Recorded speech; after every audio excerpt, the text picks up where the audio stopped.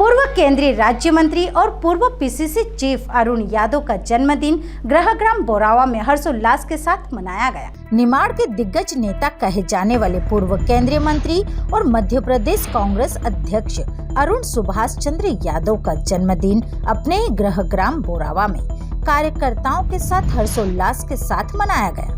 पूर्व कृषि मंत्री और कसरावत विधायक सचिन सुभाष चंद्र यादव ने अपने बड़े भाई अरुण सुभाष चंद्र यादव के जन्मदिन के इस मौके पर केक काटा, साथ ही एक दूसरे के बीच मिठाई बांटी गई। जन्मदिन के समारोह में उपस्थित पूर्व नगर परिषद अध्यक्ष राजेंद्र सिंह यादव, पूर्व नगर परिषद अध्यक्ष प्रतिनिधि डॉक्टर शिरीष जायसवाल, जनपद पंचायत अध्यक्ष प्रतिनिधि राजेश बागदरे, जनपद पंचायत उपाध्यक्ष प्रतिनिधि लक्ष्मण पटेल, कई कांग्रेसी नेता और कार्यकर्ता आदि मौजूद थे। सभी ने उनके दीर्घायु होने की कामना की।